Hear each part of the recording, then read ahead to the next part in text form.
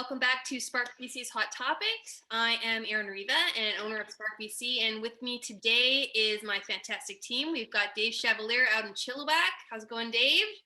Good, thanks. Good. We've got Ted Gilbert out in the interior. Hi, Ted. Hey, Erin. Good to see you again. Yeah, you too. And also we've got Don Ballard on the island. Looking good. Nice hat. Hey, hi from sunny Vancouver Island where the cherry blossoms are blooming. all lies, but I'll take it. So today we've got another new hot topic, and Dave, I'm going to throw it over to you. So why don't you go ahead, and meanwhile, Ted, I'll throw you the screen. Thank you, Erin. So a few years ago, I found an installation with a picture that Ted's going to put up, and it's you know, in the trade, it always ends up that some people try to cut corners. So what we wanted to do was just examine this and see what tells us that we can or can't do this. So Ted's going to throw up a photo here.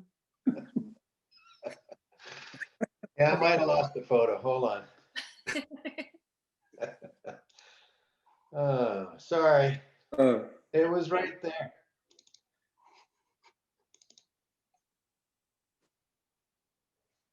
Nailed it. All right.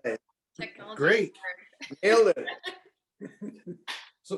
So when you look at something, You want when to you start look at again? something like this, then, you know, is this cutting a corner or not? So it might be difficult to find rules that would describe this and tell you that maybe you can't do this. So I'm looking for some help here. Ted, any ideas?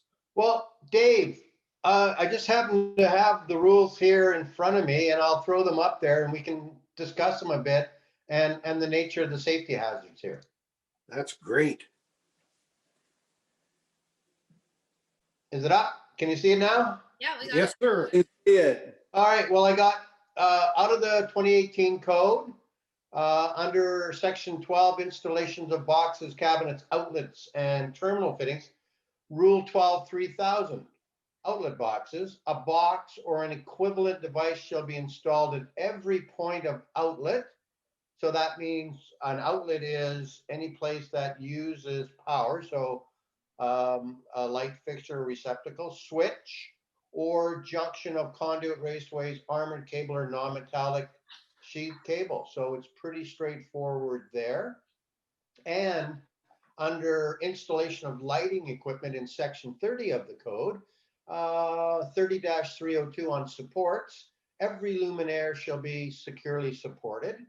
And sub-rule 3 goes on to say where the weight of a luminaire does not exceed 13 kilograms, the luminaire shall be permitted to be supported by a wall outlet box attached directly to the building structure or by a wall outlet box supported by a bar hanger.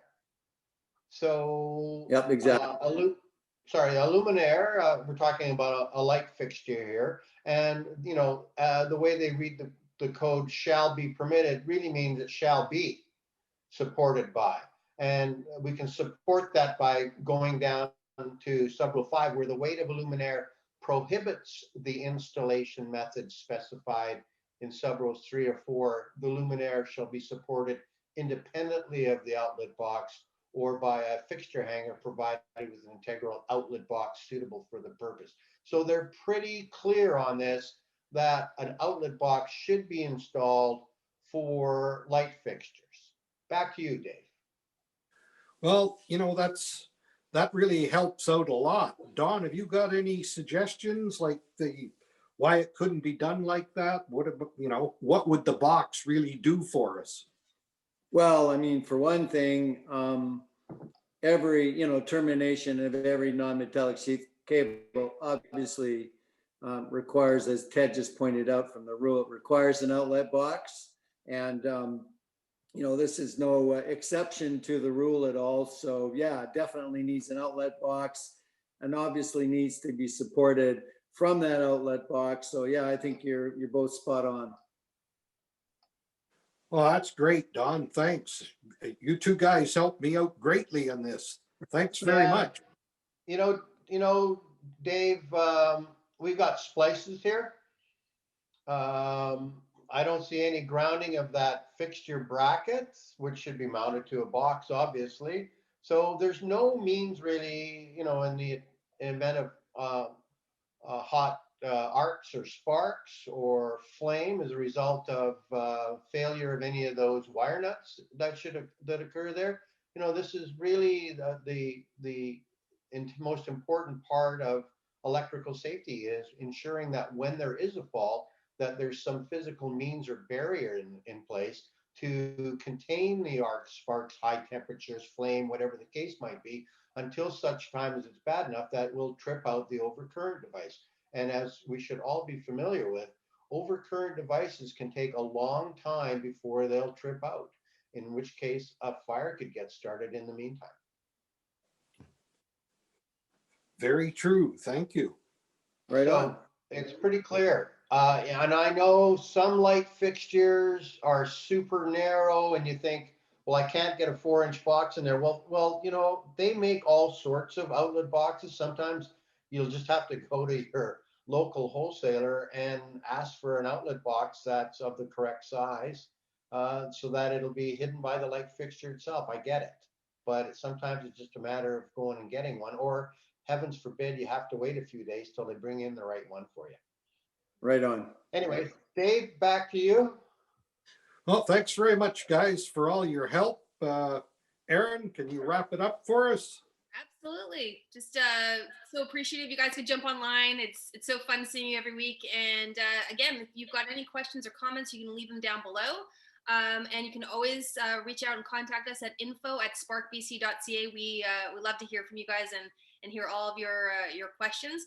If you've got any pictures of your own that you'd like to share, you can always go to the SparkBC community on our website at sparkbc.ca and post them there. We'd love to hear from you, and our experts are happy to weigh in. So again, see you guys next time. Thanks. Thank you. Dave, I'm gonna go out and smell some blossoms, cherry blossoms. So, see you later. I'm coming to visit you. That's it. Bye, guys. Bye.